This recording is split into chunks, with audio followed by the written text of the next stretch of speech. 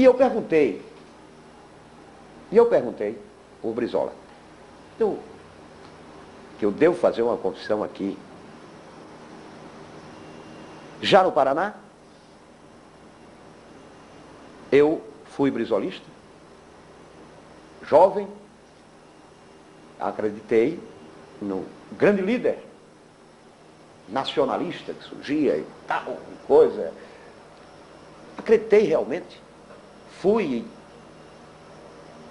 ajudei a formar os famosos clubes dos 11 de Brizola, tanto que botei uma cunhada minha numa fria, pela ingenuidade, porque tinha que mandar fazer as inscrições, os famosos grupos de 11, tinha que ter sempre um nome, tinha que ter 11. Você colocava numa fita, uma fita magnética, mandava para a Rádio Mayrink Veiga, endereçada a Paulo Valente, que era o editor do programa que Brizola fazia, que era aberto a nível nacional com um editorial falado, feito pelo lido pelo Irã de Aquino. Era coluna por um.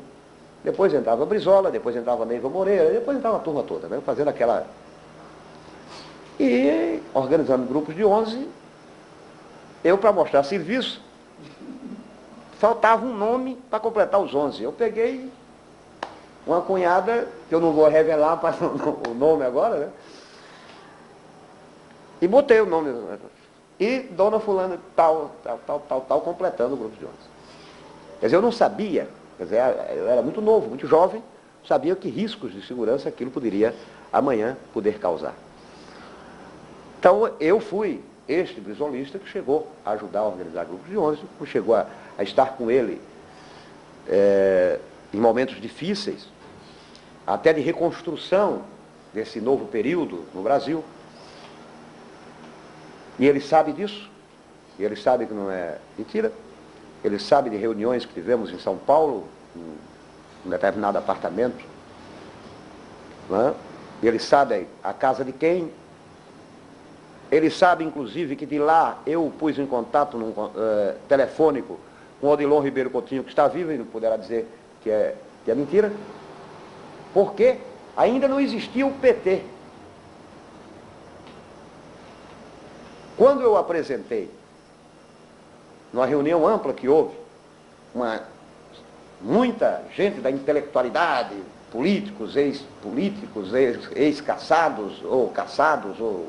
Já, depois do exílio, isso já em 1970, 79, 78, por aí. Quando eu apresentei minha visão, eu ouvi uma resposta que me espantou. O próprio Leonel de Moura Brizola.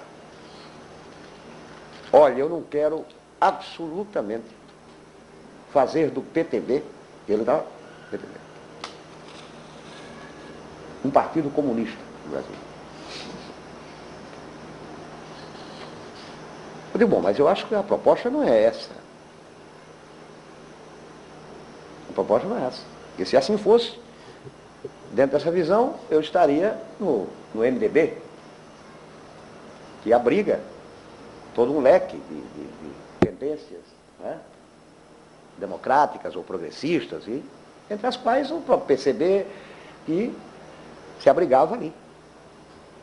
Eu digo, não é essa. Agora, eu vejo que há uma necessidade de transformação desse país, dentro de uma visão de transição democrática, mas sem fazer concessões que desacreditem todo um passado histórico, toda uma luta do povo. Ali eu me decepcionei.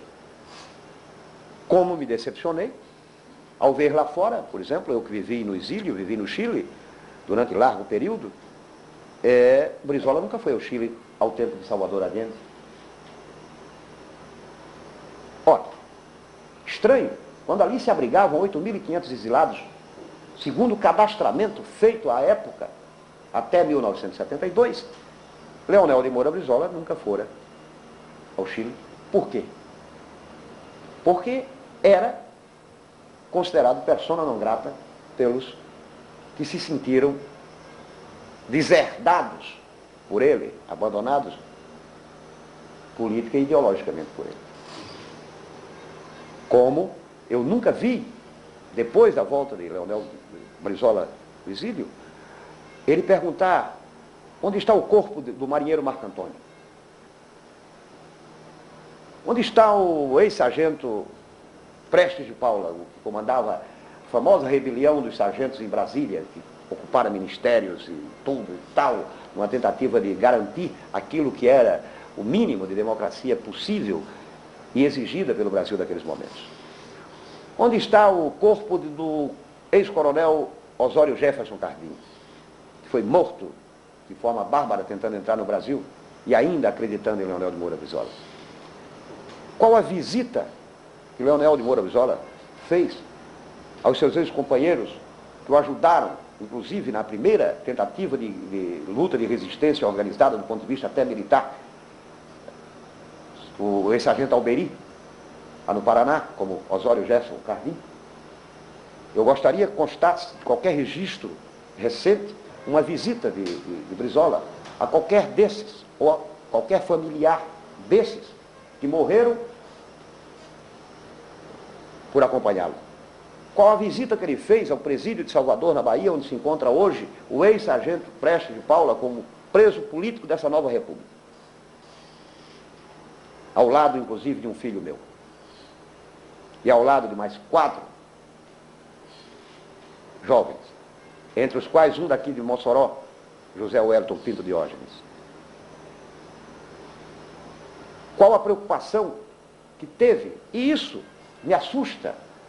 E isso não apenas me assusta, mas me leva a permanecer fiel ao registro que deva ser feito contra falsos messias que a mim pessoalmente me enganaram e que a tantos e tantos enganaram. Chamem-se eles Brizola, chamem-se Antônio, Pedro, João, não importa. Mas que de repente é preciso que esse registro seja feito. Eu tenho uma profunda decepção pelo comportamento de Brizola do exílio. Como sofri uma profunda decepção lá no Chile, quando morreu Lamarca. Quando Lamarca foi assassinado no interior da Bahia, e eu vejo o Partido Comunista Brasileiro, representado no exílio, lançar uma nota oficial de execração, mesmo após a morte do capitão Lamarca, que pertencia, no momento, ao MR8, ele que saíra da VPR para o Movimento Revolucionário 8 de Outubro, que hoje está no governo Quércia, de São Paulo. Então, de repente, foi um choque profundo para os exilados brasileiros, a gente vê uma nota oficial do PCB, enquanto a gente promovia uma missa, um ato ecumênico, numa igreja de um bairro proletário de Santiago, onde eu vi todos os partidos chilenos, com exceção do PCB e do Partido Comunista Chileno, lá, pastores evangélicos, padres, exilados de mãos dadas, chilenos de mãos dadas, e Geraldo Vandré entrar cantando, sem ninguém esperar, exatamente a música Caminhando, ou seja, para não dizer que não falei de flores, numa homenagem, numa missa de 7º dia, à morte de Lamarca. O Partido Comunista Brasileiro publicava uma nota no Chile, chamando Lamarca de delinquente de esquerda. E isso, o Partido Comunista Brasileiro não pode negar, porque os exilados brasileiros do Chile e de Salvador Allende, do Chile de Pablo Neruda, do Chile de Gabriela Mistral, do Chile de Victor Jara, do Chile de Violeta Parra, do Chile de todos os que morreram e dos que continuam lá dentro fazendo a resistência contra a ditadura Pinochet, são testemunhas desse ato que chocou, dessa atitude política e ao mesmo tempo ideológica que chocou. E não é sem razão que, para decepção minha, apesar de respeitar profundamente pessoas de qualquer tendência, de qualquer partido comunista, mas eu não posso deixar de sentir uma profunda frustração ao encontrar hoje o próprio Partido Comunista Brasileiro renegando velhos lutadores dele próprio. E eu nunca pertenci ao PCB, jamais pertenci ao Partido Comunista Brasileiro, o único partido político legal desse país a que eu pertenci, e continuo a ele fiel, embora divergente, é o Partido dos Trabalhadores.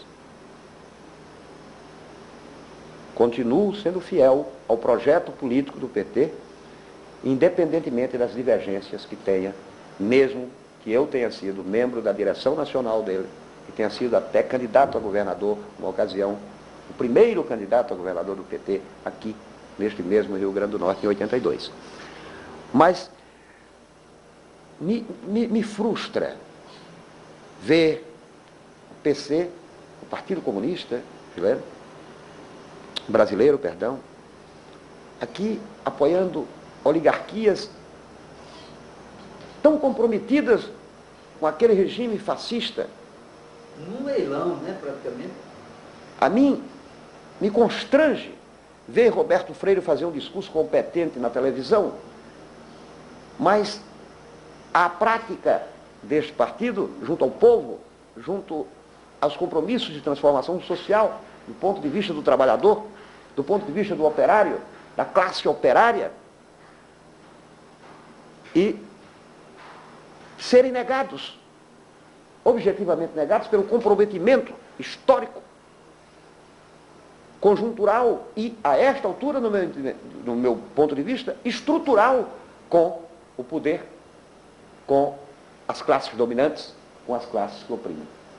Então, eu não tenho o menor constrangimento em dizer as figuras respeitáveis de Prestes, de Gregório Bezerra, de Luiz Maranhão, de Mário Alves, que foi dirigente, secretário-geral do Partido Comunista, que foi morto barbaramente, empalado no Rio de Janeiro entre a manhã do dia 16 e a noite do dia 17 de janeiro de 1970, em plenos porões do primeiro exército do Rio de Janeiro. Meteram um cacetete dentado e escovas de borracha, teve seu corpo rasgado, escovado, e eu tenho documentos que provam isso, que me foram entregues pela própria família de Mário Alves, documentos que são definitivos. Então, quando eu vejo figuras como a de Mário Alves, depois um dos fundadores do PCBR nesse país, ao lado de Jacó Gorender, ao lado de Apolônio de Carvalho, ao lado de tantas outras pessoas, numa ruptura que houve, não é, em 1967, com o próprio Partido Comunista, Marighella, Mário Alves, Jacó, Apolônio, esse povo todo, rompeu com o Partido Comunista, que queria já uma posição que era considerada reformista, não é? E que de reformismo, no meu entendimento, passou hoje a ser de adesão, de adesismo às classes dominantes do país. Lamentavelmente.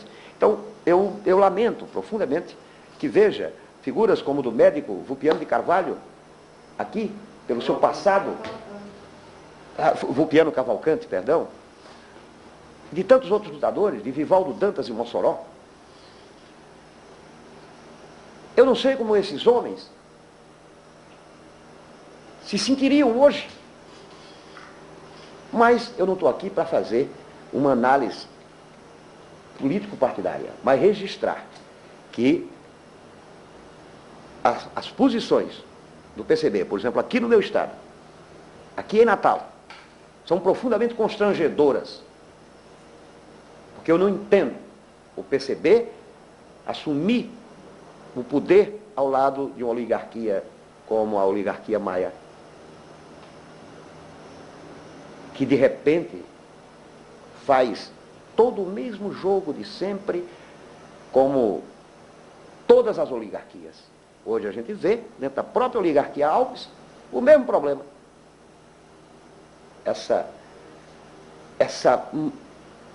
De pretender continuar mantendo o Rio Grande do Norte como uma capitania hereditária ou duas capitanias hereditárias. De um lado ficam os Alves, do outro ficam os Maia, e a gente vai se revezando na alternância de um poder que não acaba nunca mais. Eu gostaria que isso também fosse registrado, até como uma espécie de protesto e de decepção que eu tenho com relação à realidade política local, mas colocando como fator básico do meu depoimento as denúncias que estou fazendo, as denúncias que não posso deixar de fazê-las, porque a gente nunca sabe o que vai acontecer amanhã, embora a gente sempre espere pelo que vai acontecer amanhã.